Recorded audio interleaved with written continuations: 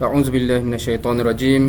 Bismillahirrahmanirrahim. Alhamdulillahirabbil alamin wassalatu wassalamu ala asyrafil anbiya'i wal mursalin wa ala alihi wa sahbihi ajma'in. Subhanaka la ilma lana illa ma 'allamtana innaka antal alimul hakim. Rabbi shrah li sadri wa yassir li amri wahlul 'uqdatam min lisani yafqahu qawli.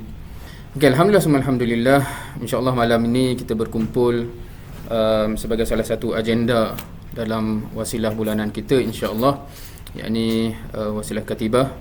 Dan untuk malam ini tajuk perkongsian yang akan dikongsikan adalah seperti yang tertera itu, indahnya syurga yang dijanjikan untuk siapa. InsyaAllah untuk malam ni sebenarnya sesi perkongsian ini adalah perkongsian yang meringkaskan satu perkongsian yang pernah diberi sebelum ini, yakni ayat-ayat syurga dalam Quran.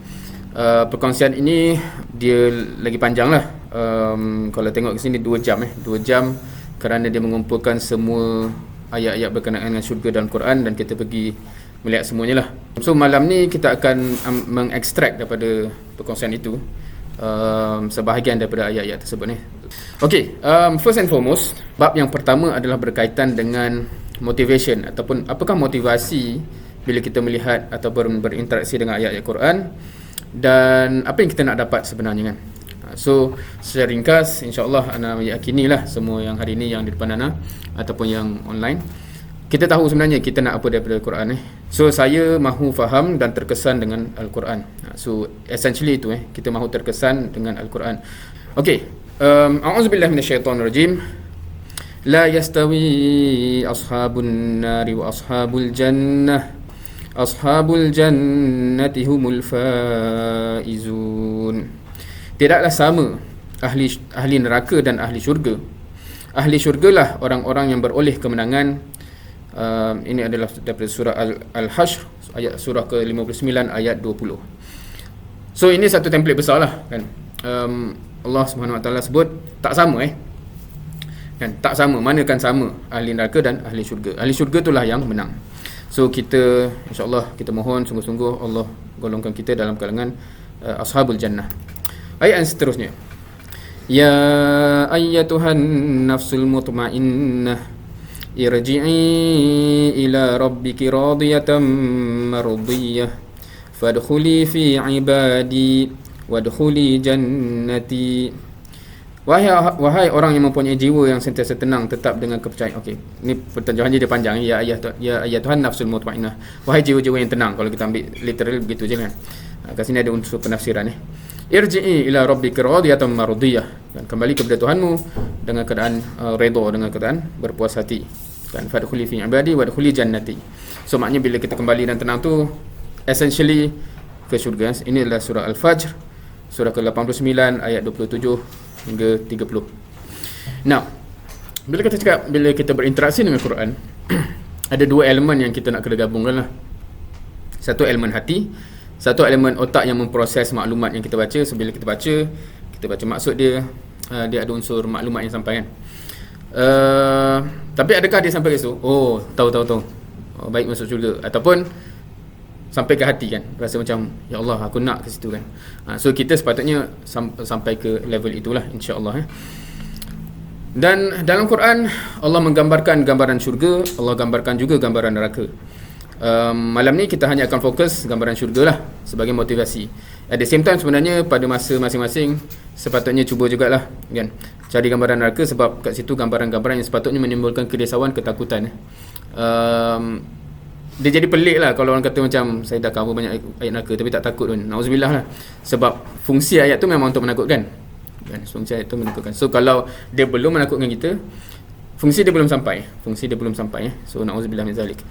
So sama-sama kita usahakan. Now, kenapa tajuk ini fokus kepada syurga? Satu, sebab kalau nak cover semuanya tak sempat. Cumanya anda perasan juga anda tak pernah compile semua ayat neraka dalam Quran Mungkin sebab ana karakter ataupun kategori orang yang lebih cenderung ke arah termotivasi dengan ganjaran. So sebab tu dengan ayat syurga ni macam dah cukup mendorong ana untuk penat apa semua pun tak apa, go through insya-Allah, sebab syurga tu dah menarik. Bagi setengah orang dia perlukan juga ancaman-ancaman itu Dan of course setengah orang kalau dari segi perbahasan dia akan kata ada orang yang lebih tinggi lah, seperti Rasulullah dan sebagainya. Just melihat ayat-ayat pasal Allah sendiri, kecintaan kepada Allah sendiri pun dah cukup kan. Apa yang Nabi punya ayat yang famous tu, pasal dia bersyukur tu kan, maknanya bila dia tanyakan apa solat sampai bengkak kaki tu, salahkah dia menjadi hamba yang bersyukur. So just untuk syukur kepada Allah atas Allah apa Allah nak bagi pun, itu level yang lebih tinggi lah biasanya kita kata. Tetapi any which one, as long as kita jumpa benda yang betul-betul memberi kesan kepada kita, insyaAllah proceed. Dia tak ada yang salah dalam tiga-tiga ni, sebab semuanya approach yang Allah guna juga dalam Quran kan. Kita tak boleh kata apa kau ni tertarik dengan syurga kan, tak cukup ikhlas lagi tu kan. Tapi Allah yang guna approach itu, termasuk kepada Rasulullah dan para sahabat kan. Ustaz salah pula kan. Okey, so kita akan tengok beberapa ayat. So dalam fasa yang pertama ni, ni 940. Okey, anak-anak kena bajet masa. Okey, sebab kita slide ni, kalau siapa yang nampak dekat bawah tu, nampak ke? Ada slide, ni slide 12 daripada 104 So slide-nya banyak, so kita akan skip lah. Now, dekat sini salah satu gambaran syurga yang amat berulang ni diwarnakan biru tu. So anda takkan baca semua ayat ni, anda akan just highlight betapa banyaknya ayat yang highlight perkara ini. Jannatin tajri min tahtihal anhar. Ini gambaran yang paling common lah. Rasanya kalau siapa yang tak nak kat mana ada, ni memang pelik lah tak baca Quran lah tu kan. Sebab ini gambaran syurga yang paling common Jannatin tajri min tahtihal anhar. Now, gambaran ni sepatutnya kita bayangkan tak? Kita bayangkan tak macam, so gambaran-gambaran ni, gambaran ayat-ayat words ni adalah words yang deskriptif kan. Jannat tu apa? Kat sini dia translate syurga So kita kadang-kadang syurga ni kita dah syurga kan. Tapi jannat ni dia kalau taman-taman kan, dia taman yang banyak kan, taman yang banyak jamak macam mana bayangkan taman yang banyak, sebab kadang-kadang bayang satu je lah, satu kan, tapi taman yang banyak tajri min tahtihal anhar, mengalir di bawahnya sungai, bukan sungai pula, sungai-sungai. So nak bayang pun tak nak bayang kan, taman yang banyak, di bawahnya ada sungai yang banyak juga kan. So macam mana tu kan. Wallahualam, ada setengah orang kata, oh saya tak pernah tengok movie Avatar macam tu kot ni. So sebab itu description-nya agak cantik kan. Wallahualam. Tapi gambaran tu gambaran yang especially lagi kalau kita bayangkan orang para sahabat yang di padang pasir dan sebagainya. So dia macam, oh itu yang dijanjikan kan. So anda akan pergi laju dalam ni, dalam konteks nak menunjukkan betapa banyak kita akan jumpa benda ni, dan setiap kali sepatutnya kita gambarkan benda tu kan. Slowly kita visualkan benda tu. Okey, ni dari surah An-Nisa ayat 13, ada jannatin tajri min tahtihal anhar. Seterusnya daripada surah Al-Maidah surah 5 ayat 119, jannatun tajri min tahtihal anhar khalidina fiha abada. Nah seterusnya, so anda akan highlightkan betapa banyak ayat yang berkenaan dengan sungai, taman-taman yang mengalir di bawahnya sungai-sungai So surah At-Taubah surah ke-9 ayat 72 pun jannatin tajri min tahtihal anhar. Surah Ar-Ra'd ayat 35 tajri min tahtihal anhar. Sebelum tu dah cakap masalul jannah allati wa'idal muttaqun tajri min tahtihal anhar. So gambaran sungai-sungai jannatin tajri min tahtihal anhar wa yaj'al laka qusura. Kat sini ditambah lagi ada syurga, taman-taman, sungai-sungai. Lepas kat situ ada wa yaj'al laka qusura, dia akan bagimu istana-istana yang indah lahum fiha ma yasha'una khalidin. Mereka beroleh dalam syurga tu apa yang dia orang nak ma yasha'un. Nah, ada setengah orang dalam ayat syurga ni, setengah orang dia suka tanya soalan teknikal especially lagi nanti kita akan tengok ada ayat-ayat yang agak kalau bahasa orang kata macam bias kepada lelaki lah. Gambaran tu gambaran yang menarik untuk orang lelaki kan. Tapi ada yang memang yang amat general macam ni, ma yasha'un fiha ma yasha'un. Apa yang kau nak adalah kan. Apalah yang kau nak tu kan. Apa yang kau nak sebenarnya kan. So of course kebanyakan gambarannya universal dan pelik lah kalau orang tak nak benda tu kan. Taman yang ada sungai tak nak lah.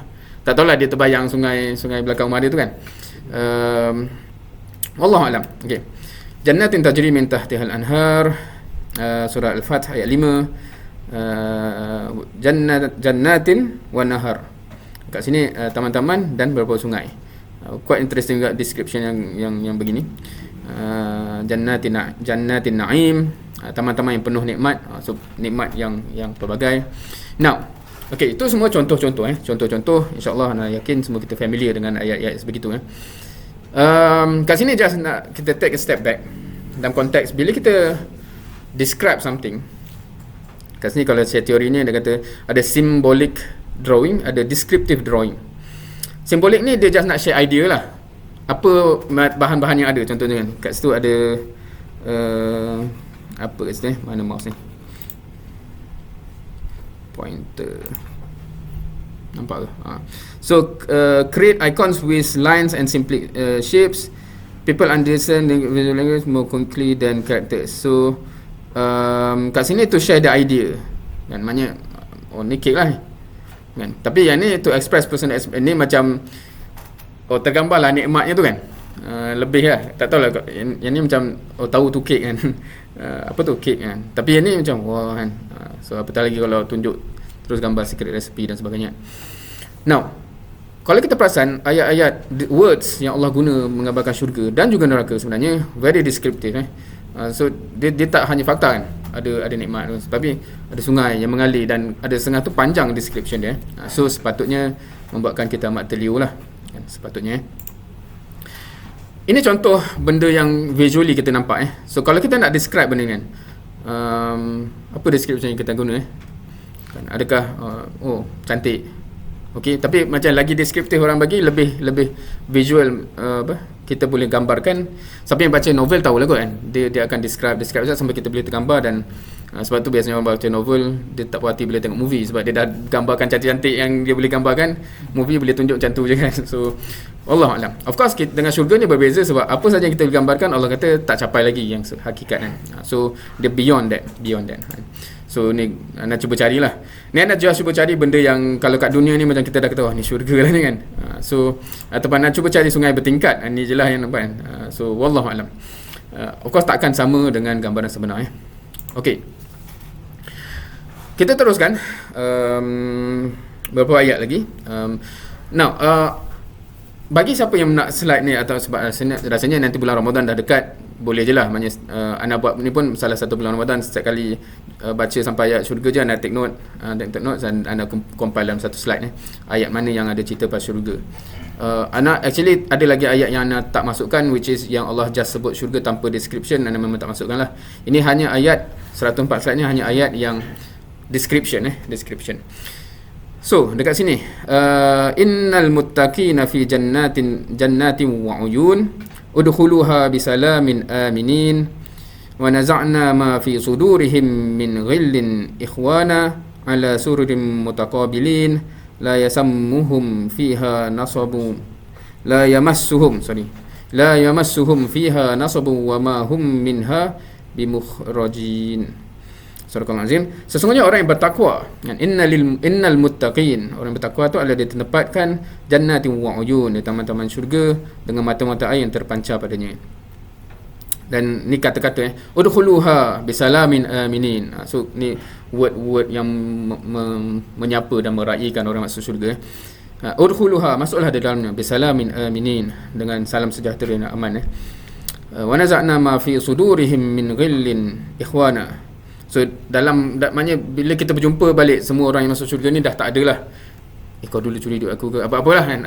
Maknanya dah tak ada lagi apa-apa yang begitu. Dan kita akan tengok juga ayat-ayat yang memang Allah satu menggambarkan, sebab orang kata macam kalau jumpa ikhwana apa sebenarnya, ingat lagi tak apa-apa kat sini kan, kat sini kita berebut makdu ke apa-apalah, tak tahulah apa kita punya cerita kat sini kan. So masih ada ke benda tu, so Allah akan describe, maksudnya tak ada kat situ, kita akan sibuk untuk enjoy je kan. Ala sururim mutaqabilin, mereka bersandar kan. So ini gambar, maknanya perlu kalau nak describe sandar ke apa ni, tapi dia suruh kita bayang kan. Maknanya ayat tu describe supaya kita terbayang macam nak lepak masa tu kan. Kita tengah penat ni bila nak pernah ada ikhwah punya slogan kan, penat nak rehat kat mana? Rehat kat syurga. Tu dia punya slogan Anyway, seterusnya surah Al-Fatir ayat 33 hingga 35. Mungkin nak just pergi kepada maksud-maksud dia. Boleh bayangkan siapa yang rasa gambaran-gambaran ini gambaran yang memang menyebabkan dia terliur, tadabburlah ayat tu selalu dan bacalah ayat tu selalu. Ni dia dalam syurga Ad, mereka dihiaskan di dalamnya dengan gelang-gelang tangan dari emas dan mutiara, dan pakaian mereka di situ adalah sutera. Wallahu alam sejauh mana lelaki tertarik dengan gambaran ini, dan mungkin ada, tapi harapnya kalau yang perempuan, ini antara ayat-ayat yang juga motivasi sekiranya mereka tertarik dengan benda itu. Innal muttaqina fi maqamin amin fi jannatin wa uyun yalbasuna min sundusin wa istabrakin mutaqabilin. Ini pun gambaran yang quite common kan kita akan jumpa beberapa kali dalam konteks keadaan lepaknya tu, keadaan rehatnya tu. Mereka bersandar kan, dengan keadaan yang bukan sandar tempat yang tak selesa dengan kain-kain sutera yang bersulam berhadapan-hadapan. Demikianlah keadaannya kami jadikan kawan mereka bidadari yang putih melepak. Ini translation lagi luas matanya kan. Bihurin ain. Hurin ain ni pun kita akan jumpa macam-macam translation sebenarnya kan. Nak describe sebab dia susah nak describe apa tu kan. Dekat sini luas matanya macam mana kan. Of course setengah masa perkongsian kat Indonesia dulu so tu naik mana kan dia kata mata anime kot, mata anime. So, kalau mata yang dengan kenapa mata dia besar dan berkaca dan sebagainya. So wallahualam. So maknanya benda-benda yang of course kita tak akan pernah lihat benda ni, tetapi description Allah tu memang yang normally Allah tahu pun itulah yang maknanya kalau orang cuba mengimajinasikan something yang menarik tu kadang-kadang dia ke arah itulah yang narulunya kita suka. So of course mereka meminta dalam syurga tu tiap-tiap buah-buahan dalam keadaan aman sentosa. Yad'una fiha bikullin fakihatin aminin. So apa-apa buah yang kita mengidam kita akan dapat dalam keadaan yang aman insya-Allah. Seterusnya surah An-Naba 31 hingga 36 Innal lil muttaqina mafaza hadaiqa wa a'naba wa kawa'iba atraba wa ka'san dihaqa la yasma'una fiha laghwan wala kizaba jazaa'an min rabbika 'ata'an hisaba. Okay, so orang yang bertakwa tu tempatnya pun so yang warna biru tu adalah gambaran description nikmatnya ada kebun-kebun buahan. Kat sini wa kawa'iba atraba, perawan yang sebaya umurnya. Of course description bahasa Melayu anda rasa terjemahan bahasa Melayu wa kawa'iba atraba ni translation yang paling sopan lah anda rasa. Sebab siapa yang buka translation English, siapa nak buka boleh buka atau tengok sendiri apa yang dia translate. Dan first time anda baca translation ataupun tafsir Hamka, tafsir Al-Azhar Hamka, dia guna bahasa Melayu, bahasa Indonesia yang semacam translation Inggeris kalau kan antum baca cari Siapa pernah buka, dulu anda pernah masa buat sesi tadabbur ni di masa hantar masa kat UAE kan. Anda rasa ada yang buka tu tak sanggup baca lah sebab dia macam terlalu siapa tengok sendiri lah kan. So kalau kita kata sebaya ni apa yang menarik ni kan, tapi description sebaya dalam bahasa Inggeris tu dia ada gambarannya yang very visual So of course ayat tu juga yang selalu orang anti-Islam suka attack lah. Dia kata tengok ayat Quran ni cerita macam ni kan. Tapi sebenarnya kawaib tu dia word yang taklah maksud dia gitu. Macam ni. Bukan literally translate to that, tapi untuk bagi orang faham dia terpaksa guna macam tu. Tu panjang sikit cerita. Now, kat sini kalau nak tambah itu gambaran yang cantik dan terliunya. Wakat sindihaka ayat-ayat juga la yasmauna fiha laghwa wala kizaba. Kenapa ada ayat yang begini? Biasanya Allah nak distance sebab kat dunia kalau orang bayangkan ada perempuan, ada minuman, biasanya tempat yang maksiat tempat yang kotor. So Allah terus distancekan, no it's not la yasmauna fiha laghwa wala kizaba. Dia tak adalah gambaran itu So itu just bagaimana Allah nak menapis any relation dengan benda duniawi yang kadang-kadang ada unsur yang elemen similar Anyway, kenapa anda highlightkan tadi tu just for the sake of sebab anda rasa macam ni bila anda baca translation normal tadi surah An-Naba ni macam tu lah, macam sebaya kalau aku dah 40 ni dapat 40 ke maksud dia kan. Dia macam translation tu tak menggambarkan apa yang nak digambarkan dengan word kawaib Tapi bila baca tafsir Hamka tu of course dia akan yang ni orang lelaki lah kan. Orang lelaki yang baca tafsir tu itulah gambar yang macam kalau kita kata pasangan idaman beyond apa-apa kan. So begitu Anyway, dan Allah tahu apa yang kita idamkan.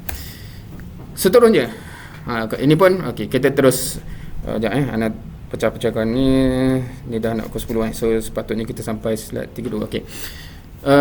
Dekat sini digambarkan mereka berehat di atas pelamin-pelamin sampai melihat So ini gambaran relaxnya dia kan. Lepas tu mereka diberi minum satu minuman yang termeterai bekasnya Lalu khitamuhu misk, dan dia punya khitam, dia punya penutup tu misk, kasturi ya. Lepas tu ayat tu wa mizajuhu min tasnim, dan ada campurannya tasnim. Itu ainan yashrabu bihal muqarrabun. Yang ayat ni siapa yang pernah baca tafsir dia quite interesting lah dalam konteks satu Allah gambarkan lepaknya, relaxnya, enjoynya kita gitu. Kemudian ayatnya apa yusqawna min rahiq, sebelum ta'rifu fi wujuhihim nadratan na'im yusqawna min rahiqin makhtum khitamuhu misk. Mereka diberi minum minuman. Okey, kalau kita tengok banyak-banyak ayat tu, kenapa ada gambaran mereka tu diserve, kan? Bukan mereka nak minum pergilah ambil minuman, tapi dia macam diserve. Sebab di dunia ni gambaran paling mewah begitulah kan. Maksudnya kita nak apa akan ada server yang datang So Allah menggambarkan syurga is ada elemen tu and far beyond. Dan kemudian kat sini dia digambarkan air, dah cakap air tu sedap lah kan. Lepas tu dia punya penutup tu dah kasturi. Lepas tu air tu ada campuran, dia kata tasnim. Dan kemudian yang interesting ayat selepas tu ialah ainan. Tasnim tu apa pula kan? Sebab yang menyedapkan air tadi tu tasnim. Kemudiannya tasnim ni ainan, mata air yashrabu bihal muqarrabun. Yang muqarrabun, so kat atas tu al-abrar kita minta al-abrar nikmat kan. Tapi al-abrar ni ada air nikmat yang ada campuran tasnim tu. Tasnim pula daripada telaga yang muqarrabun, orang yang dekat dengan Allah, dia minum direct je kat situ kan. So ada ayat Quran yang akan menggambarkan ataupun imply syurga ni ada tingkatan juga kan. Abrar tu dah nikmat dah, muqarrabun lagi terus direct daripada source of kenikmatan tu, dia minum terus kat situ kan. Kita akan jumpa juga banyak ayat-ayat Quran yang menggambarkan ada nikmat lah tu, ada lagi nikmat yang beyond that untuk orang yang lagi special So hopefully tak adalah kita macam at least masuk syurga. Memang bottom line itulah kan, tetapi kita mengejar kan, kita dah latih untuk mengejar syurga yang tertinggi insya-Allah. Seterusnya anda petik-petik je di dalam syurga tu ada mata air mengalir, di situ ada pelamin-pelamin, piala-piala minuman yang disediakan, bantal-bantal yang teratur untuk mereka berbaring, hamparan yang terbentang. So ni gambaran luxury lah, senang cerita gambaran luxury. Siapa yang pernah berkesempatan pergi hotel luxury dan semua, macam kita tengok kan boleh kalau hidup terus macam ni kan. Tapi tahulah berapa ratus yang kita bayar semalam tu kan. Tapi ini dia, ayat-ayat ni menggambarkan ini milik awak selama-lamanya, yang menanti di situ mereka bersukaria dalam syurga tu sambil berbaring di atas pelamin. Mereka meminta buah-buahan dan berbagai jenis rasa kelazatan. Di sisi mereka pula bidadari yang pandangnya tertumpu kan. Wa indahum qasiratut tarfi atraba. Betul ke ni?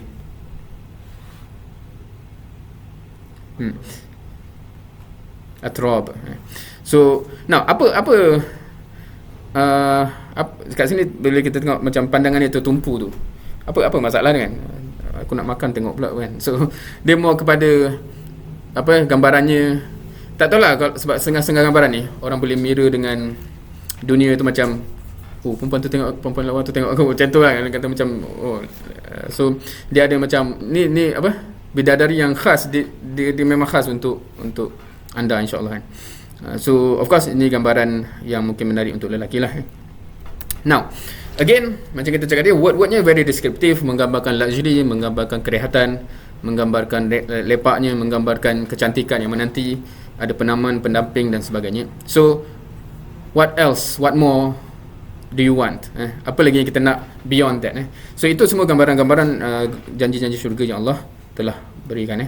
So satu soalan besar kan, itu semua memang Allah cipta untuk diberikan. You can have it all. How much do you want it? Kan? Sejauh mana? Nak sungguh ke? Setakat mana nak kan? So itu satu soalan besar lah.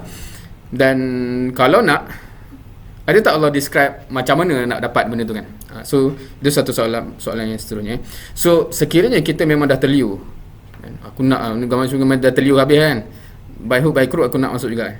Dan kita akan lebih terkesan dengan gambaran yang Allah bagi tentang siapa je yang dapat, siapa yang dapat benda tu. So kita akan tengok pula lepas ni ayat-ayat yang menggambarkan word-word yang Allah gunakan terhadap ahli-ahli syurga ataupun orang yang diberikan syurga itu. So kita mulakan dengan surah Al-Baqarah ayat 25. So anda akan just highlightkan yang warna merah Yang warna biru tu gambar-gambaran nikmatnya lah, antum boleh baca. Dan siapa yang kemudian nak slide boleh minta, anda boleh bagi je. Kalau malah nak kutip balik translation satu persatu kan. Amanu wa amilus solihat. Ini pun gambaran yang amat berulang Dia beriman dan beramal soleh. Beriman dan beramal soleh.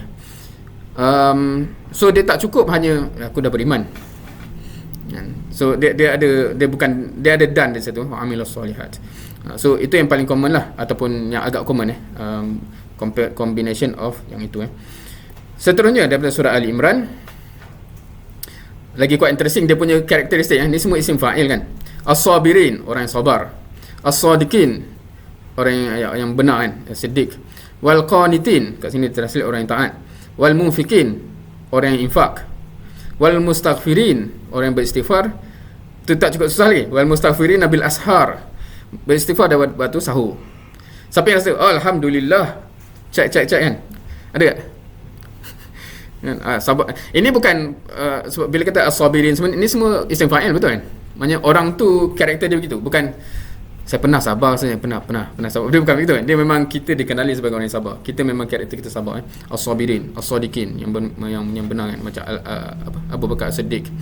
Wal qanitin, taat. Wal munfiqin, orang yang kita dikenali lah sebagai orang yang infak Ada tak? Pernah lah sekali dulu infak. Itu tak cukup lagi kan. Wal mustaghfirin bil ashar. Sama-sama kita bercerita-cerita untuk lengkapkan semua ni. Pasanglah tepi katil ke apa. Ni kan, aku dah jadi orang sabar ke, yang membenarkan ke, taat ke, yang infak bukan pernah maknanya itu karakter kita kita terdidik sehingga, dan beristighfar sehingga sahur. Maksudnya memang sahur tu memang dia bangun lah dan dia beristighfar kan. Bukan makan sahur kita waktu sahur kan, beristighfar kita sahur. InsyaAllah harapnya kita ada target barulah Ramadan akan datang ni. Make sure waktu sahur tu ada dua kan, makan sahur dan istighfar juga, untuk kita kejar ayat ini insyaAllah. Apa lagi? Yunfikuna fis sarra'i wad dharra' wal qazimina al ghaiz wal 'afina 'anil nas. Kan? Orang-orang yang mendermakan hartanya waktu senang dan susah. Tadi dah munfikin tu kan, orang yang infak. Yang ini yunfikun, yang infak, bukan insyaAllah nak duit nak infak. Tak. Masa senang infak, masa susah pun infak. Lagi description yang rasa kalau kumpul kat sini baru kita akan termotivasi. Kita dah teruja nak syurga tu, dan kita tengoklah list karakter-karakter yang Allah cakap masuk syurga tu kan. Baru kita tak rasa. Sebab anda rasa kebanyakan orang Islam sekarang, dia almost macam rasa syurga tu garanti untuk dia. Sebab tu dia tak ada usaha nak go to the next level, nak memperbaiki akhlak, memperbaiki sifat-sifat yang sebegini. So ni kena list kan ni. Yang infak waktu senang dan waktu susah kan. Wal qazimin, yang menahan marah. Kalau marah dia boleh kontrol diri kan. Wal qazimin al ghaiz wal 'afina 'anil nas, dan dia memaafkan manusia. Adakah kita ada sifat-sifat ni? InsyaAllah boleh take note semua-semua ni, dan kita berazam untuk bina dalam diri kita. Dan akhir sekali, wa ni'ma ajrul amilin. So ni bukan nama marhalah kata ana amilin kan. So ini karakter orang yang sebenarnya nama marhalah tu, kalau siapa tahu nama marhalah tu, dia refer kepada karakter orang lah. Kalau orang tu memang dikenali sebagai orang yang beramal dan sentiasa beramal, word tu sesuai untuk dia kan. Ana amilin walaupun tak beramal, apa benda kan.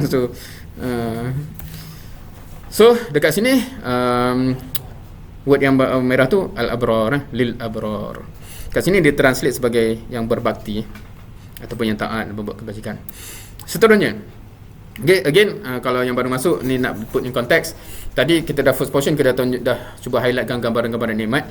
Kat sini kita highlightkan yang dimerahkan ni ialah karakter-karakter yang Allah kata orang yang dapat nikmat syurga tu.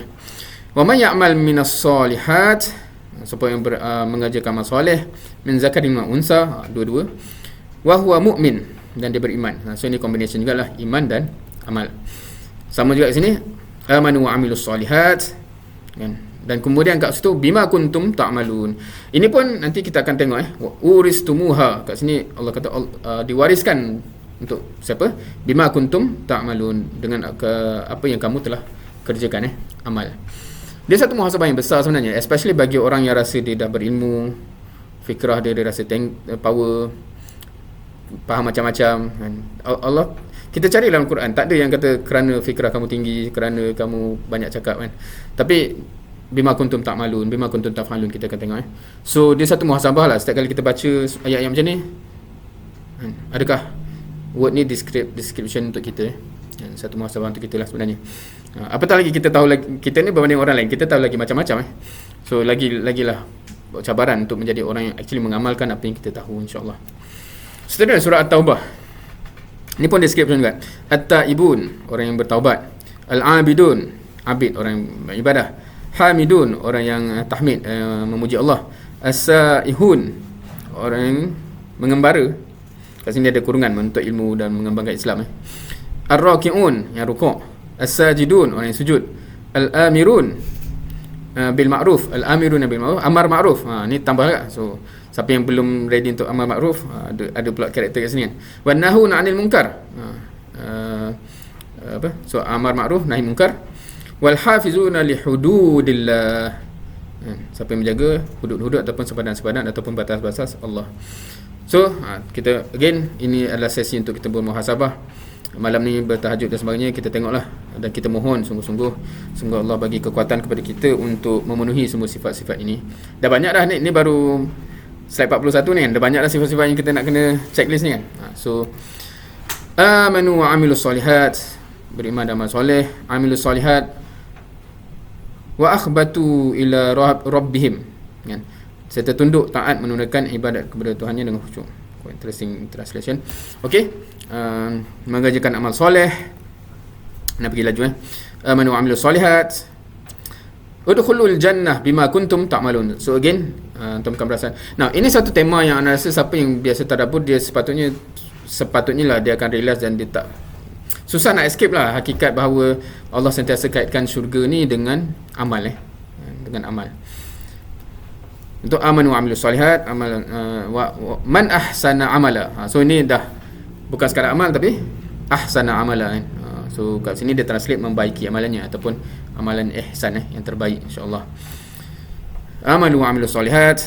So again, anda pergi laju ni sebab dia banyak poin yang berulang. Nah, poin yang berulang ni bila nak cakap macam ni, maksudnya bukan nak kata dia tak penting, tapi nak katanya penegasan, mungkin penegasan, maknanya kalau kita tadabbur Quran, khatam Quran dalam Ramadan nanti, hopefully kita makin realize poin-poin ni dan makin termuhasabah lah kan. Lagi banyak dia berulang, lagi banyak penekanan dia sebenarnya. Mu'minan qad amilus solihat, beriman serta mengerjakan amal soleh. Okey, iman dan amal soleh, iman dan amal soleh kan.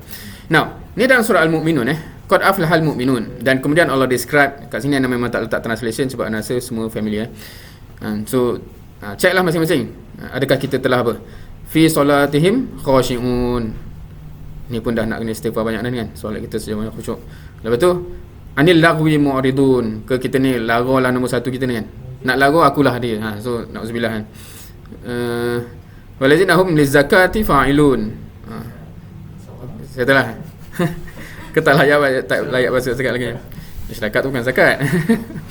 Li furujihim hafizun. Ni aspek-aspek yang of course dalam konteks kalau kita tahu realiti masyarakat remaja sekarang, kadang-kadang isu ni pun makin perlu diberi penekanan ala azwajihim aw ma malakat aymanihim. Okey, seterusnya.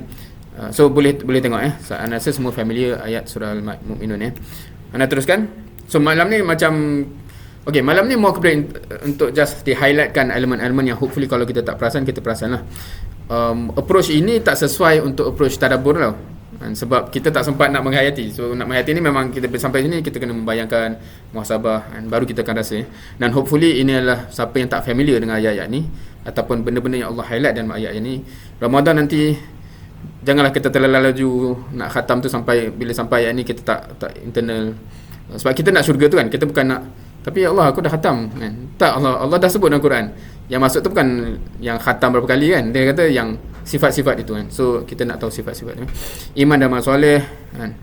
Ni'ma ajrul amilin. Again kita kata ni amilin orang yang beramal, yang karakternya beramal, sentiasa beramal. Amanu wa amilus solihat bima kanu ya'malun.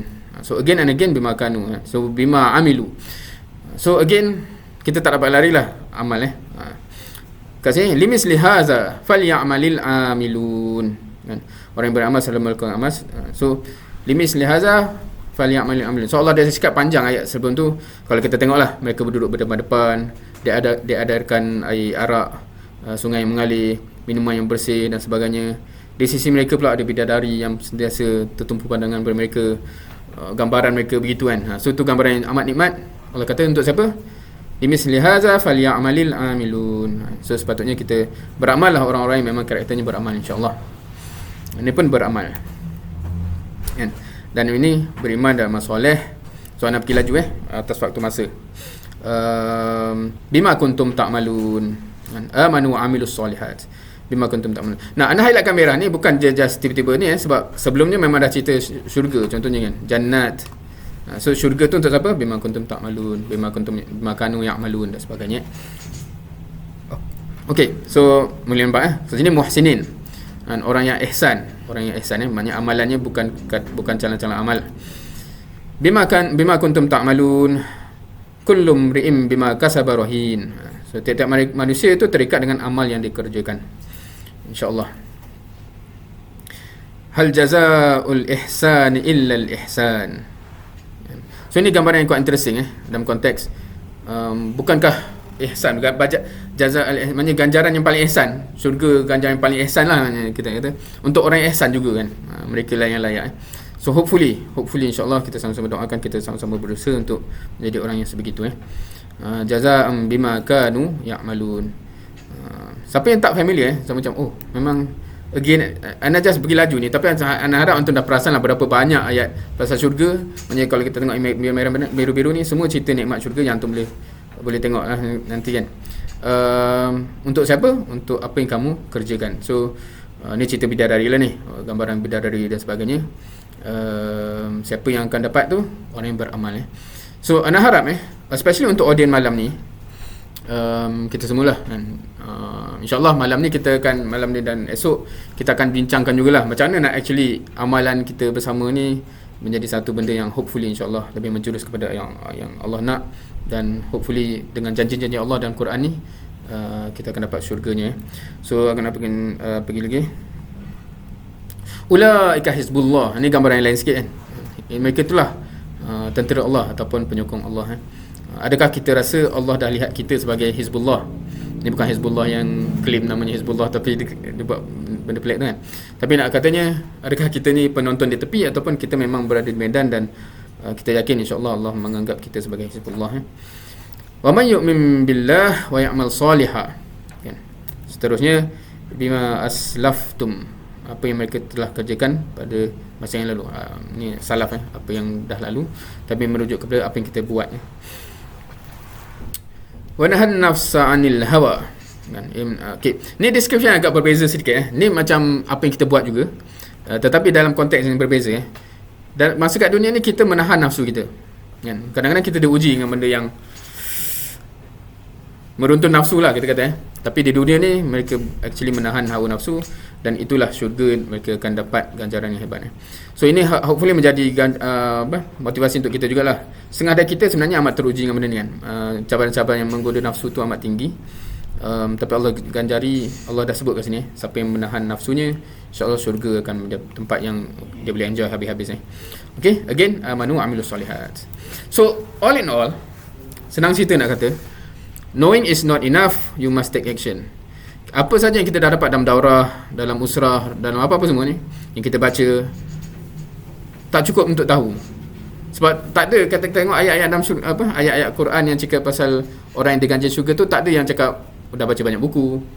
Bukan nak kata tu tak perlu, tapi maksudnya diamalkan itulah baru kemudian Allah describe mereka itulah yang diganjar dengan syurga. So ana harap bagi mereka-mereka, termasuk anda sendiri dan semua ikhwan di depan dan semua yang online, yang masih teragak-agak untuk contribute beramal, ataupun amal tu kadang-kadang sebab kalau kita sebut tadi amilun, orang yang memang karakternya beramal, dikenali sebagai orang yang beramal bukan rasa dia pernah beramal dulu tu bukan So hopefully kita begitu dan berazamlah untuk begitu, insya-Allah ganjarannya bukan calang-calang. Dan kalau kita dah take care of yang part yang pertama, kita dah tadabbur nikmatnya ganjaran tu, insya-Allah kita akan tahu berbaloi. Rasa penat je tak apa, Allah kata orang yang continue beramal, nikmatnya bukan calang-calang Now, ni just kita keluar sikit daripada Al-Quran, kita pergi kepada hadis. Kerana ada orang tanya, bukan ke so kita masuk syurga dengan amal ke? Pernah dengar kan? Dan ini ada satu hadis yang untuk menjawab benda itulah secara hakikat anda baca translation dia dan anda translate terus Nabi SAW sebut Kalau kat sini dia terus kat mana dia ambil ni? Dia terus kat sini ma min ahadin. So dia terus kat sini, dia tak ambil yang atas tadi. Tapi basically inna Nabi sallallahu alaihi wasallam qala ma min ahadin, kecil ni, yudkhiluhu amaluhu jannah. Tak ada seorang pun yang amal dia yang masukkan dia dalam syurga. Okey, ini hakikat. Lepas tu dia tanyalah kan, faqila wala anta ya Rasulullah, even kamu ke Rasulullah kan? Maknanya amal Nabi bukan cancalang kan. Dan Nabi jawab apa? Wala ana kan. Bukan aku pun, maknanya termasuk akulah kan. Tak ada manusia yang dapat tak ada seorang pun yang amal dia boleh masukkan dalam syurga, termasuk aku sekali. So kat situ dia sambung, tapi Allah telah mengasihani aku kan. Tak nampak pula, skrin dia kecil pula dia punya ni kan. Tapi okey, so hakikat so bila kita cakap ni, kalau nak bincang lah kan, bincang sekonsep atau prinsipnya, so amal ke yang menyebabkan kita masuk syurga? Tak. Maknanya in the word that tak ada orang boleh kata amal aku tu dah melayakkan aku masuk syurga. Tak ada. Amal kita ni nak membayar untuk nikmat yang dah ada pun tak cukup kan. So tetapi yang kita tengok ayat tu ialah janji Allah tu kan. Allah janjikan dan Allah pasti akan kotakan janjinya. So Allah kata masuklah dengan amal, masuk amal, bukan kerana kamu layak dengan amal kamu tu untuk masuk. Tak layak pun. Tapi janjinya begitu. So kita nak kejar janji itu, kita fulfill tuntutan itulah kan. Itu cara kita faham. Bukan kita kata wah aku amal banyak kan, layak sungguh dah ni. Tak ada siapa yang Nabi SAW pun, amalan yang kita memang tak dapat match pun, amalan dia tak cukup untuk melayakkan masuk syurga. So syurga tu beyond apa-apa yang kita layaknya kan. So tapi kita nak kan. Of course. Ni ayat Quran pula yang famous allazi khalaqal mauta wal hayata liyabluwakum ayyukum ahsanu amala wa huwal azizul ghafur kan. So tujuan kita dicipta pun, ataupun dicipta maut dan hayat kan, mati dan hidup, untuk menguji kamu siapa yang paling ahsan, siapa yang paling baik amalannya. So memang balik-balik fokus amal Of course bila kita cakap macam ni, ana rasa sebenarnya mafhum lah, amal tu amal yang tepat, yang betul, yang diterima kan. Itu ana rasa tak perlu bahas sebab sudah kita faham bukan amal merapu. Saya banyak buat benda kan, tapi tak ada terima, na'udzubillah lah. Dan ini kalau kita nak highlight sikit, tak tersempat merahkan walam okey, am hasibtum, ni surah al-Baqarah ayat 214 auzubillahi minasyaitonir rajim. Am hasibtum an tadkhulul jannah, apa kamu ingat, apa kamu kira kamu akan masuk syurga? Walamma ya'tikum masalul ladzina khalau min qablikum masathumul ba'sa wad-dharra wa zulzilu hatta yaqula ar-rasul wal ladzina amanu ma'ah mata nasrullah ala inna nasrullahi qarib. Ni gambaran anda rasa familiar ayat ni kan. Adakah kamu menyangka kamu akan masuk syurga padahal belum sampai ujian yang basically dah uji, sebab orang sebelum kita ni dah uji dengan macam-macam yang kita tahu kan. Of course dalam konteks Nabi SAW dengan para sahabat, dia reflect pada orang yang sebelumnya kan. Kita reflect para sahabat dan Nabi lalu itu pun dah kita rasa macam dah beyond yang kita sanggup kan. Tapi bila Nabi ada yang hadis yang panjang tu Nabi sebut sebelumnya dia gaji dan sebagainya pun, maknanya kita kata oh itu much beyond Tapi maksudnya apa soalan, apa point dia kat sini? Ingat senang nak masuk syurga kalau belum diuji. So that's the point lah kan. Maknanya syurga ni bukan percuma Ni lagi satu ayat dari surah Al-Imran ayat 142. A'udzubillahi minasyaitonir rajim. Am hasibtum an tadkhulul jannah walamma ya'lamillahu allazina jahadu minkum wa ya'lamas sabirin. Adakah kalau kita nak konteks kita adakah kita ni ingat kita masuk syurga senang-senang sedangkan Allah belum tahu siapa yang betul-betul jahadu minkum, siapa yang betul-betul berjihad, wa ya'lamas sabirin, dan betul-betul bersabar. So maksudnya pembuktian itu perlu terbuktilah kan. Adakah kita dah berjihad? Jihad ni another level of amal kan. Maknanya amal, kadang-kadang kita dah amal dah yang boleh dibuat masa lapang. Biasanya tu tak susah orang nak claim dah berjihad. Jihad ni memang amal yang perlukan mujahadah kan. Maknanya nak buat benda ni memang kena korban bahasa lebih, korban tenaga lebih. Tu dah masuk level yang kita boleh katalah jihad. Dan kemudian untuk istiqamah tu nak kena sabar pula kan. So Allah directly link antara ingat nak masuk syurga tu free-free je ke, sedangkan kamu belum buktikan kamu ni berjihad dan bersabar So satu reflection untuk kita, dan saya rasa antara kita ni sebenarnya dah start lah bekerja, beramal, dan kita tahu sebenarnya mencabarnya untuk istiqamah benda tu. Dan bila kita baca ayat ini, hopefully dia macam menguatkan diri kita untuk insyaAllah okey, sebab tu anda dah mulakan dengan semua gambaran syurga tadi kan. Maknanya sepatutnya kita dah terliur lah. Maknanya kalau nak gambaran macam ni. Kalau susah macam ni tak apalah. Na'udzubillah kan. Maksudnya kita dah ayat-ayat yang Allah gambarkan syurga nikmatnya tu sepatutnya dah cukup untuk tengok. Kalau yang tak cukup, tak ada pula ayat neraka kan, sebab tak sanggup nak pergi ke situ kan. Na'udzubillah kan. Okey. Now, kita dah habis kebanyakan ayat-ayat pasal syurga ni, kecuali ada satu portion lah yang Ana nak bawa dalam bentuk story. Yang Ana rasa InsyaAllah hopefully ramai yang familiar dengan surah ni. Ini kisah yang famous dan mungkin ramai, anda tak tahu sekarang, sebab kalau dulu ramai orang yang memang commonly baca surah ni setiap malam Jumaat kan, iaitu surah Yasin. So kalau kita tengok dalam portion dekat situ daripada ayat 13 hingga 27, setengah-setengah footnote tu dia akan kata ini kisah Habib An-Najjar, walaupun of course dalam Quran tu tak ada sebut nama, tapi dalam tafsir tu kadang-kadang inilah nama yang di-refer ke benda tu, wallahu alam. Tapi kalau kita nak, sebab susah kalau tak ada nama tu, kita cakap lah ni kisah Habib An-Najjar, kita tahu kisah tu. Ataupun setengah orang kata kisah pemuda dari hujung kota. Itulah yang tu famous juga kan, sebab description dia. So kita pergi ni ending dia. Sekejap, ni ending dia ke? 26 Qila dukhulil jannah. So kita tahu, so cara anda bawa ni kita tengok ending dulu. Kenapa kita nak cover cerita ni? Sebab Allah kata dia masuk syurga. So apa cerita dia yang dia masuk syurga ni? So kita pergi dari awal lah, ayat ke-13 A'udzubillahi minasyaitonirrajim. Wadrib lahum masalan ashabal qaryah iz ja'ahal mursalun. So ni anda terus menceritakan kita nak story kan. So bayangkan ada satu qaryah tu, satu kampung tu, satu tempat tu dah didatangkan dengan rasul ja'ahal mursalun. Ada rasul yang telah diutuskan. Iz arsalna ilaihim musnain fakazzabuhuma. Dah dua rasul dah dibagi, Allah dah hantarkan. Okey, dua rasul pergi. Fakazzabuhuma, mereka mendustakan. Dia reject dua nabi dengan dua rasul. Fa'azazna bisalisin, Allah bagi yang ketiga untuk kuatkan. Faqalu inna ilaikum mursalun. So mereka datang kata kami ni rasul. So ana buat dua kali ni supaya yang satu tu yang sisi rasul, yang satu yang merah tu sisi umat dia.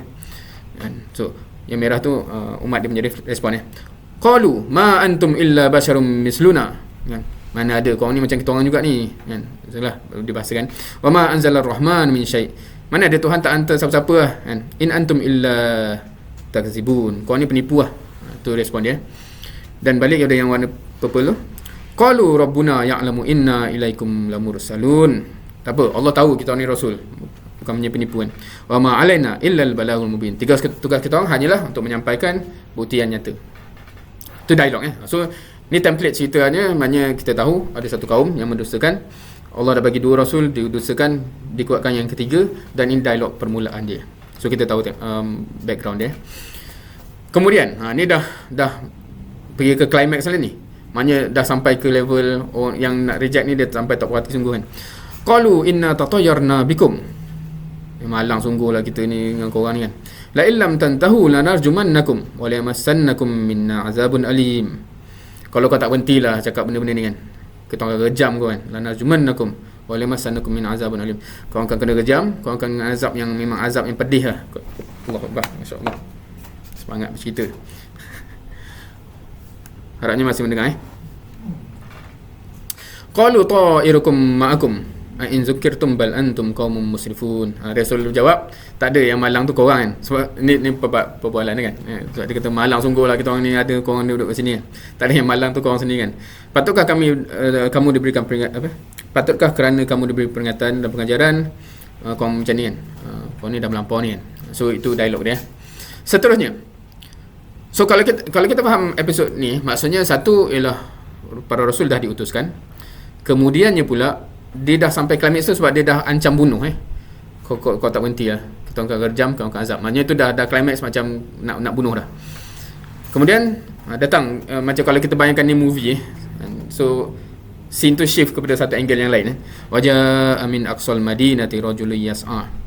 So tiba-tiba datanglah seorang daripada hujung kota ni bersegera yas'a. Qala ya qaumi ittabi'ul mursalin. Dan dia pergi kepada kaum ni, wahai kaumku, ikutlah rasul ni kan. Ittabi'u man la yas'alukum ajran wa hum muhtadun. Dia ni ajak benda baik, bukan yang minta upah pun. Dah pula orang baik kan. Kalau kita ambil konteks lah, mereka orang yang mendapat petunjuk tu maksudnya kan orang baik ni.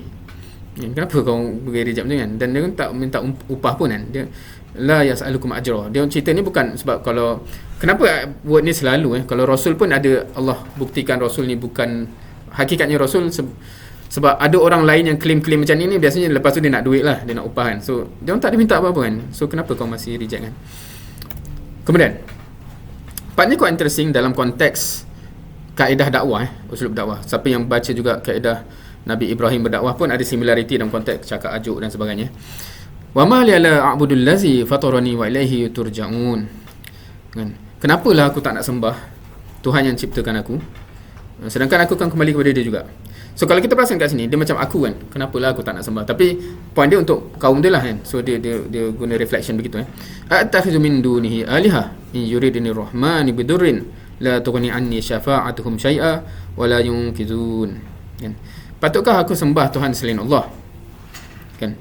Kalau Allah nak timpakan aku bahaya, yang benda lain-lain ni bukan boleh tolong aku pun, bukan boleh beri syafaat dan menyelamatkan aku pun. Inni amantu bi rabbikum fasma'un. Sungguhnya aku telah beriman, so kau pun joinlah sekali. So itu kaedah uslub dakwah yang ditunjukkan oleh pemuda ini kan? So quite interesting approach of dakwah. Dan rasa siapa yang baca kawan yang dakwah, perbincangan bab ni quite interesting lah dalam konteks apakah approach yang paling, sebab dia kata korang ni kenapa, dia bukan guna macam tu kan, dia macam konon-konon cakap pasal kita, tapi point tu untuk mereka juga kan. So sama dengan Nabi Ibrahim, dia kata oh matahari tu, siapa yang tahu kan dialog tu kan. So dia bukan cakap kenapa kau bodoh ni cakap matahari, dia kan matahari tu kot Tuhan, oh tak adalah. So dia konon-konon dia, tapi sebenarnya point tu untuk umat ni. Now kemudian, so kalau kita bayangkan benda ni macam scene movie dia quite interesting. Dia tiba-tiba first scene umat tu Rasul diutuskan dan didustakan. Second scene climax dia orang dia dah ancam bunuh. Scene yang ketiga orang dia datang tergesa-gesa dan kemudian dia berdakwah. Scene keempat tiba-tiba qila dukhulil jannah qala ya laita qaumi ya'lamun bima ghafara li rabbi wa ja'alani minal mukramin. Now so tiba-tiba masuk dalam syurga. So macam kalau kita tengok movie dia macam tiba-tiba ada cut scene, tiba-tiba cerah je, tiba-tiba ada suara kan, masuklah dalam syurga. So banyak penafsiran kata sebenarnya mereka ni semua dibunuh, 3 rasul dan lelaki ni dibunuh, dan sebab tu dia masuk syurga tapi Allah tak nak describe pembunuhan tu. Allah nak describe episod tadi dan terus ganjaran dia kan.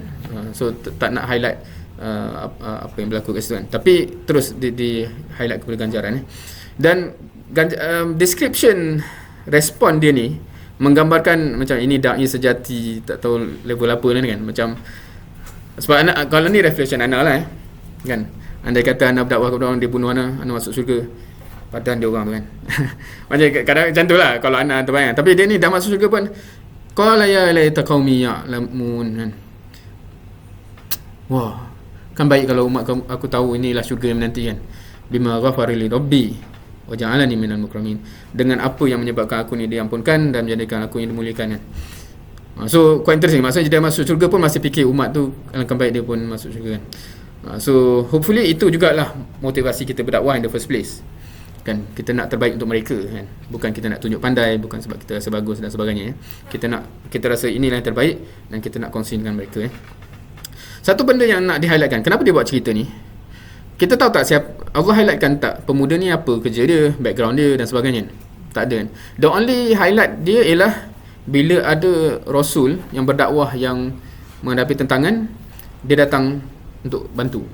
Walaupun tak berjaya maknanya kalau kisahnya dia dibunuh tu maksudnya dakwah tu tak berjaya, tapi itulah sumbangan dia dan dia dapat syurga dengannya kan. So ini satu, hopefully kisah ni, siapa yang baca surah Yasin selalu perasan kisah ni selalu di awal-awal kan, hopefully jadi motivasi lah. Maknanya apa yang memuliakan dia, apa yang menyebabkan dia masuk syurga tu yang Allah highlightkan kerana dia membantu dakwah, tak sempat berjaya pun, tetapi itulah yang menyebabkan dia masuk syurga. Hopefully kita juga dikurniakan dengan ganjaran yang sama lah dengan usaha kita membantu semua segenap segi dakwah yang kita mampu bantu, especially yang kita nampak macam oh ni dakwah perlu dibantu di sini kan, ada perlu bantuan di situ Okay. So it's not my work, it's my passion. Faham ke ayat ni? Sepatutnya kita bila kita cakap pasal dakwah yang membawa ke syurga ni, dia satu passion lah yang menyebabkan dia dari jauh nampak oh para rasul dah, dia bukan macam siapa PSC dah ni, siapa PSC kau tu, dia bukan, kita kan macam tu kan, ada isu ni kan, ada keperluan dakwah ni kan, tapi tu kerja JK lain kot adakah kita, so macam tu, macam mau kepada dakwah ni kerja lah, tapi tak, dakwah ni passion kita kan. Maknanya kalau kita tahu ini ada keperluan dakwah yang perlu dipenuhi, kita akan bergegas hopefully kita bergegas, dan insyaAllah kita mohon Allah ganjari dengan syurga yang tertinggi insyaAllah. So satu lagi ayat yang dia nak di-highlightkan, nak melengkapkan perbincangan kita ni. Apabila engkau melihat di sana, di syurga tu, engkau melihat nikmat yang melimpah-limpah dan kerajaan yang besar yang tiada bandingan. Mereka dalam syurga memakai pakaian hijau yang dibuat dari sutera, ini gambaran-gambaran kemewahan lain, serta mereka dihiasi dengan gelang-gelang tangan dari perak, dan diberi minum oleh Allah dengan sedia minuman yang bersih suci. In hadza kana lakum jazaa'an wa kana sa'yukum mashkura. Sesungguhnya pemberian ini adalah untuk kamu sebagai balasan, dan adalah usaha amal kamu di dunia dahulu diterima dan dihargai oleh Allah. Quite interesting kat sini Allah describe wa kana sa'yukum mashkura. Mashkura tu refer kepada siapa yang bersyukur tu. Dan dia seolahnya macam Allah mensyukuri, kalau kita ambil literal lah, Allah mensyukuri usaha-usaha kamu di dunia. Maksudnya Allah memuliakan Allah memuliakan orang yang beramal di dunia ni dengan bahasa-bahasa begitu bahasa-bahasa kum tu kamu kan. So dengan usaha kamu tu, of course word ni, ini dialog di syurga kan. Bukan maknanya siapa yang baca tu dah Allah kata untuk kita Allah. Tak, ni bila dah masuk syurga nanti Allah akan kata kan, aku berterima kasih sungguhlah akan amal. Macam itulah kata bahasa. Maknanya kita dimuliakan. Bayangkan Allah cakap gitu kat kita kan. Maknanya kita segala penat, perit apa semua pun berbaloi lah. Kalau kita bayangkan macam apa lagi kita nak daripada Allah sini cakap kan. Ni semua untuk engkau. Semua yang kamu penat-penat, usaha penat lelah tu, bukannya aku tak tahu kan. Aku syukuri benda tu kan. Now, as towards the ni bila kita tadabbur dan hopefully insyaAllah kita akan bertemu dengan bulan Al-Quran, bulan Ramadan tak lama lagi insyaAllah. Semoga Allah panjangkan umur kita. Harapnya ini dah jadi satu rutin So malam ni bukan satu simulasi tadabbur lah, cuma meng-highlight ayat-ayat yang sepatutnya kita dah biasa tadabbur, meng-highlightkan ayat-ayat yang sepatutnya kita dah biasa tadabbur, yang akan menjadi motivasi yang bukan calang-calang untuk kita lah insyaAllah. Dan ana sebenarnya amat mengalu-alukan lah. Apa yang ana kongsikan ni adalah kumpulan ayat yang personally amat memberi kesan kepada ana lah, yang menjadi semua motivasi. Cumanya ana mengharapkan jugalah ada orang yang memang mungkin nature dia lebih terkesan dengan ayat yang neraka juga, compile bolehlah bagi penyampaian untuk orang lain manfaatnya juga sebab itu kategori ayat yang berbeza untuk tadabbur yang penting juga. Akhirat ni adalah satu hakikat kan? Dia akan berlaku, nak tak nak, ready tak ready, dia akan berlaku. So kita kena ready lah insyaAllah. Kita kena mempersiapkan diri kita.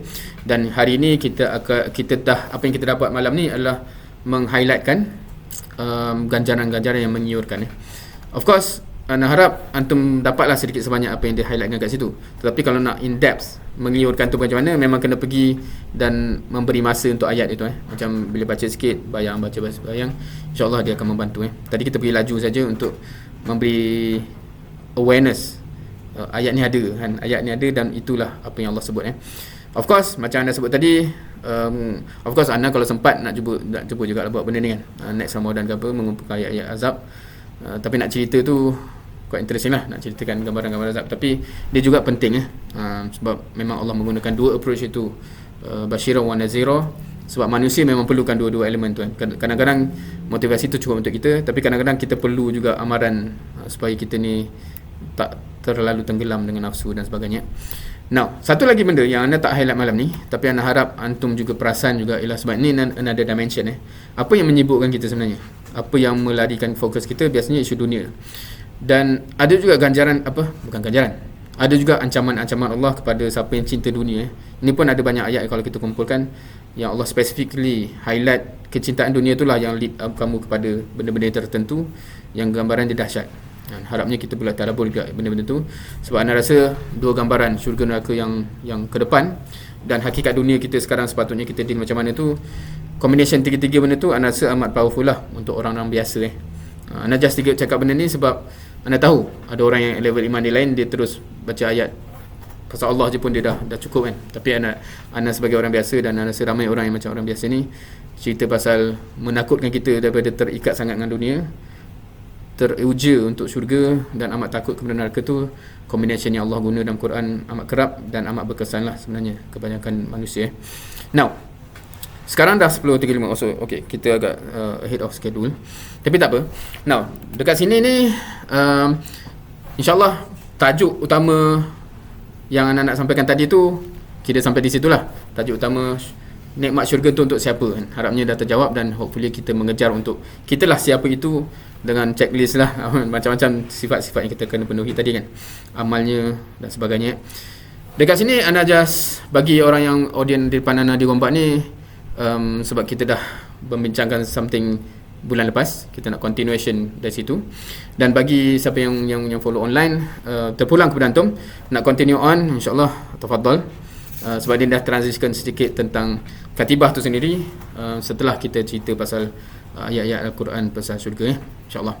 Now, dalam tarbiyah kita ni sebenarnya benda-bendanya sepatutnya berkesinambungan berkesinambungan. So dia bukanlah bulan lepas kita cerita apa lepas tu habis kat situ kan. Dia tak sepatutnya begitu. Dia sepatutnya continuation dan berkesinambungan So ni soalan anda kepada audience depan anda ni lah, yang di Gombak ni kan. Of course yang audience anda tak tahu kalau ada ikhwan di Gombak yang juga dengar audience, kalau nak jawab di sini. Siapa yang boleh recall kita masa kita di sini bulan lepas kita cerita apa? Sebenarnya Maksurat. Lagi? Ke seorang je yang hadir bulan. Itu yang besar okay. Satu, kita bincang pasal Al-Maksurat, Risalah Al-Maksurat.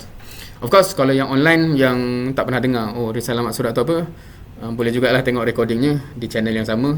Ada recording sesi bulan lepas. Bagi siapa ingat Maksurat tu yang buku kecil tu ke, dengarlah recording tu, panjang cerita dia kan. So buku kecil tu adalah satu bahagian kecil dalam Risalah Al-Maksurat, Salah Bana. Okey, itu satu yang kita sebut Satu lagi yang kita sebut di hujung, kalau siapa ingat, di hujung bulan lepas punya sesi, kita ada dua sisi yang kita nak cuba tekankan Satu, sisi ukhuwah. Dan kita tahu ini rukun usrah kan, ta'aruf, tafahum dan takaful.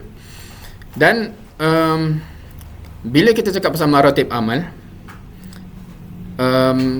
siapa ingat? Maratib amal yang pertama apa? Ini maksudnya tu keyword dia, ini Muslim. Kita sebut apa amal dia? Apa amal dia?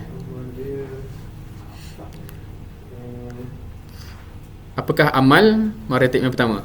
Individu Muslim tu keyword, tapi itu benda kan, individu, bukan amal. Maratib amal tu dilistkan amal pertama, amal kedua. So amal pertama ialah okey, 10 muasawat tu perincian. Lagi first kali buat dia. Kalau bahasa Arab dia islah nafsihi kan? Memperbaiki diri kita sendiri kan. Maknanya tanggungjawab setiap ikhwah, kalau siapa yang berpegang maratib amal, maratib yang pertama ialah setiap ikhwah kena memperbaiki diri sendiri masing-masing. Islah nafsihi hatta yakun. Dan Al-Banna listkan, dia tak cakap 10 muasawat tu, dia sebut qawil jismi, matinul khuluq semua kan, dia listkan 10. Maksudnya kita masing-masing kita, step yang pertama dalam amal kita ialah improve diri kita masing-masing. Jangan kata nakib yang kena improve dia, aku tak. Al-Banna kata setiap ikhwah kena improve diri masing-masing sehingga cukup 10 muasawat. Dan salah satu benda bila kita link dengan Risalah Maksurat, anda mengharapkan masing-masing ada revise lah, buka Risalah Maksurat tu sendiri, tengok apa yang disebut dalam tu, apakah doa-doa maksud yang dalam tu, dah amalkan ke belum kan. Dan kita listkan itu kan, macam okay, kalau yang online, siapa yang tahu Risalah Maksurat sebenarnya ada cakap pasal doa tidur, doa makan. Siapa yang tak tahu, maknanya belum pernah buka Risalah Maksurat tu just hint lah. Risalah Maksurat panjang, boleh tengok apakah benchmark amalan dan doa-doa harian seorang ikhwah atau akhwat. Okay, now lagi satu kita bincang dan kita relate dengan apa yang kita sedang buat ni, iaitu katibahan. So nak refresh, apa maksud perkataan ni? Usrah maksud dia apa? Maksud lughawi, maksud bahasa. Kalau kita tanya Syekh Google Translate, bahasa Inggeris dia akan keluar family kan. Dan kalau kita family, kita akan tergambar family tak? Family Kalau kita tanya Syekh Google Translate, apa katibah? Battalion. So siapa yang hadir bulan lepas, dia dah tahu kan, katibah tu battalion. Apa yang kita tergambar? Kita akan tergambar battalion askar kan. Kita akan battalion askar. Anda tengok bulan lepas anda tunjukkan benda ni. Ni yang ranking tentera US kan. So ni squad, platoon, company, battalion, regiment, division dan atas lagi lah. So dia besar sebab tentera US ni amat besar. So battalion tu adalah salah satu group, sebab dia squad tu macam kalau dalam tentera dia squad tu paling kecil, lepas tu gabungan mana mouse ni, squad ni paling kecil, lepas tu 2 atau lebih squad jadi platoon, 2 hingga 8 platoon jadi company, 2 hingga, so faham kan, dia macam gabungan jadi besar. So sama dengan usrah dengan ketibah ni sebenarnya. Dalam sistem kita usrah tu paling kecil, ketibah tu gabungan beberapa usrah kan. So sebab tu kalau kita tengok sebelah-sebelah kita, especially yang buat secara fizikal, dia menggabungkan usrah-usrah yang berbagai. Inilah satu ketibah kita. Now, satu soalan yang nak bawa. Siapa pernah hadir ni team building activity? Ada? Nah, apa beza team build? Ada beza tak antara aktiviti dengan team tu? Faham macam mana cakap? Sebab ni nak relate Ada beza usrah dengan aktiviti usrah, ada beza katibah dengan aktiviti katibah. Sebab kita cakap usrah tu family, katibah tu battalion. So dia merefer kepada orang-orangnya, kumpulan tu kan. Tapi dia adalah aktiviti dia kan, aktiviti rutin dia. Maksudnya usrah, aktiviti paling rutin dia ialah lekok usrah tu. Setiap minggu kita berjumpa. Itu bukan usrah, itu pertemuan usrah. Usrah tu siapa? Usrah tu kita lah, satu grup ni kan. Sama juga battalion. Inilah battalion kita. Dan malam ni adalah pertemuan bulanan kita. Macam tu kan. Nak bezakan. So adakah namanya family ataupun usrah kalau, so ada dua unsur yang nak tanya kat sini. Satu, kalau dari segi strukturnya, yang kecil ni, yang kecil ni tak tahu apa ingat. Yang kecil ni tak mengakuni ayah dia, tak mengakuni mak dia, ataupun dia tak mengakuni suami. Dia jadi family tak? Kalau masing-masing tak acknowledge itu role masing-masing dan relationship dia, dan okey, suami ketua keluarga, maknanya semua tak acknowledgement tu, dia tak jadi keluarga kan. Itu satu sisi, itu sisi tanzimi, sisi struktural. Satu lagi ialah kalau masing-masing ni tak saling sayang, kenal pun tak, tu lagilah, tak saling bantu, tak saling tolong-menolong, kita tak katalah itu functional family. You faham Ni nak relate dengan usrah kita So maksudnya tak namalah usrah tu kalau saya tak acknowledge dia nakik aku. Maksudnya usrah apa tu kan. So similarly ataupun relationship tu tak jadi apa yang sepatutnya. Similarly dengan battalion ataupun katibah So ni kok interesting. Sebab kita baru nak establish benda ni kan. Kalau dalam battalion, adakah namanya battalion kalau dia tak acknowledge itu ketua battalion tu dan sebagainya. Dan so kalau dalam konsep Islam tu ialah tak namanya solat berjemaah. Kalau dia kata kau ikut imam tu tak ada mana pula dia imam kan. Dia macam so tak ada disiplin antara imam dan makmum, so tak berjemaah lah namanya tu kan. So dia begitu banyak ada unsur struktural dan ada juga unsur ukhuwah kan. Kalau kita bahasa tarbawiyahnya, satu unsur tanzimi, satu ataupun disiplin, dan satu unsur ukhuwah So untuk usrah, anda harapkan dia dah berjalan dalam usrah masing-masing kan. Maksudnya sepatutnya kita dah ta'aruf dan continue ta'aruf, tafahum, takaful. Dan cumanya persoalan serunya ialah dalam katibah ni lah. So sebab kita ni gabungan dari usrah-usrah yang berbagai kan. So mungkin ada antara kita mungkin tak familiar dan sebagainya. So bagaimana nak mantapkan perkara ini So kalau ingat bulan lepas kita actually dah cuba fokus untuk membangkitkan ukhuwah lah, basically sisi ukhuwah So sebab tu malam tu kita sambil minum teh dan sebagainya, kena ta'aruf dan sebagainya. Sebab ada yang memang tak pernah, kita pandemik lama kan. So maknanya antara usrah tu tak kenal pun. Oh ni usrah dengan siapa kan. So itu unsur ukhuwah. Dan hopefully setiap kali sesi pertemuan katibah bulanan, kita akan improve benda tu lah. So yang belum kenal dan sebagainya kan. Tapi kita nak juga top up on top of that. Sebelum ni kita dah mulakan unsur ukhuwah tu, nak top up, dan kita nak tambah juga unsur disiplin lah. Unsur disiplin So apakah contoh-contoh unsur disiplin yang kita nak tanya ni? So contohnya, kalau anda tanya siapa masuk katibah ni, antum tahu tak? Siapa masuk katibah ni? Dan siapa, kalau siapa masuk usrah antum boleh jawab? Nakib kan? Nakib adalah masuk usrah antum Okey, kalau anda tanya pula siapa amir katibah ni, antum boleh jawab? Okey, apa beza mas'ul dengan amir? Walaupun bukan definisi, maknanya mas'ul macam kalau mas'ul tu dari segi nakib lah. Kalau usrah tu nakib. Amir ni anak aspek kalau untuk usrah Antum ada amir usrah ke? Macam ketua usrah tu, bukan nakib tu, tapi maknanya emang ahli tu dia lah ketua. Wakil wakil untuk apa? JK kebajikan. So untuk sebab kalau kita kata unit tentera, dia ada macam tu kan. Maknanya within yang sama rank tu dia ada ketua dia, Tapi of course dia ada yang di atas ni. Now, saya lihat satu lagi unsur disiplin adalah yang aspek yang bersifat beginilah, roll call, istizan.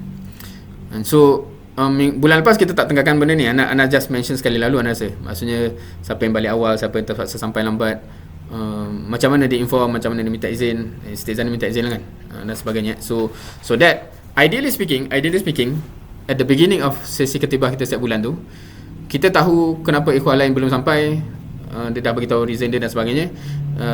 At least paling kurang wakil usrah tu pun dah tahu benda-benda tu lah. So otherwise then dia ada persoalan lah, how do we function as katibah kan. Maknanya semua pun tak tahu. Dia jadi macam stranger yang berkumpul, mendengar dan balik kan. So that doesn't, itu bukan battalion namanya kan.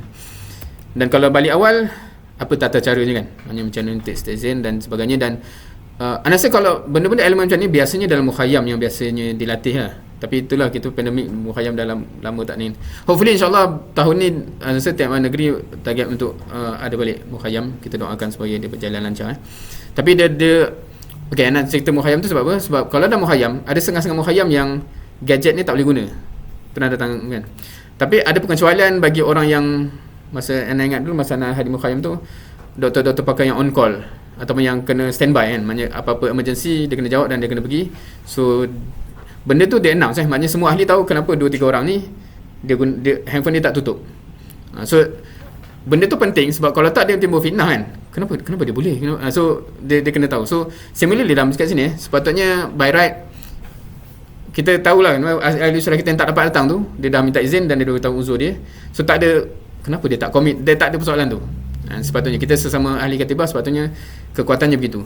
Tapi kita baru nak hidupkan lah benda ni kan. Dia akan ambil masa sampai dia jadi kebiasaan lah. Aware ahli katibah. So kita kena ke, siapa yang boleh listkan semua ahli katibah kita kalau full siapa? Itu satu cabaran lah sebab ada yang mungkin tak pernah muncul lagi kan. Sedap cakap macam tu. So paling basic. Antum ada contact info atau contact number dalam handphone masing-masing semua ahli katibah? Memang tak ada tak? Ahli usrah pun tak ada. Itu lagi lah. So ala kulli hal, okey dah 10.47. InsyaAllah untuk yang di sini untuk di sini kita akan cover benda-benda tu lah. Paling kurang kongsi share contact number dan sebagainya supaya by right kita sesama ahli katibah ni, kalau contact number pun tak ada, anda pun banyak nombor antum yang anda tak ada lagi. So dia macam mana kita nak kata kita ni satu katibah kan? Macam mana kita kata satu batalion yang kukuh di Gombak ni lah. Dan of course ni pesanan untuk yang lain-lain juga di kawasan masing-masing, insyaAllah kena hidupkanlah perasaan kita ni satu pasukan. Berkumpul tu just berkumpul satu pasukan, tetapi maknanya perasaan satu pasukan dan reality konteks satu pasukan tu dia kena ada lah. So dan keduanya itulah, boleh lantik amir tak? Kalau anda kata sebelum bersurai sarapan esok dah ada amir lah. Maknanya amir usrah tu sepatutnya adalah masing-masing dalam usrah tu kata siapa amirnya. Kalau apa-apa itu kontak person nak tahu kenapa ada ikhwah ada usrah tu tak ada. Satu lagi ialah amir katibah ni. So maksudnya macam chain of command tu kalau perlu So kita nak melatih diri kita dalam kehidupan berdisiplin sebagaimana asalnya wasilah ni disusun dan bila dah ada amir tu, insyaAllah kalau boleh dilanjutkan perbincangan, antum sendiri rasa macam mana kalau katibah ni nak diimprovekan supaya fungsi dia tu makin inilah. Kita belum nak cerita nak buat projek apa-apa semua ni amat basic sebab ta'aruf tu dulu. Kadang-kadang kita suka nak melompat tau kan? Macam sebelum kenal sebelum apa, okay, semua kena buat projek ni dalam keadaan yang tak rasa ta'aruf pun tak settle, tak faham pun tak settle, dan dia banyak jadi kata-kata belakang kan. Ikhwah tu macam tu, dia banyak sangkaan Wallahu alam. So untuk malam ni, untuk pengisiannya akan berakhir di sini insyaAllah. Kita akan proceed dengan aktiviti katibah. Of course untuk ikhwah ni macam bulan lepas lah, kita akan naik tingkat atas. Kopi tak ada, sorry. Untuk kalau nak kopi kena ada beli lah. Yang ada kat belakang tu teh, anda dah beli gula tambahan, biskut pun ada. Kita boleh bersembang sikit sampai maksimum 11.30. Of course esok kita boleh sambung sembang lepas tahajud subuh semua tu, boleh sambung dengan sarapan. Esok sarapan akan buffet kat atas, sambung itulah, maknanya kita saling kenal dan sebagainya. Hopefully akan lebih berfungsi lah katibah kita ke depan insyaAllah. Wallahu a'lam. Kita mohon semoga Allah terima amalan kita sebagaimana, dan Allah masukkan kita dalam syurga yang Allah telah gambarkan tadi insyaAllah. Semoga kita sama-sama saling kuatkanlah kita antara kita untuk memenuhi sifat-sifat orang yang Allah janjikan syurga tadi. Subhanakallahumma wa bihamdik asyhadu an la ilaha illa anta astaghfiruka wa atubu ilaik. Wal 'asri innal insana lafi khusr illa allazina amanu wa 'amilus solihat wa tawasaw bil haqq wa tawasaw bis sabr. Jazakumullahu khairan katsira. Wassalamu alaikum warahmatullahi wabarakatuh.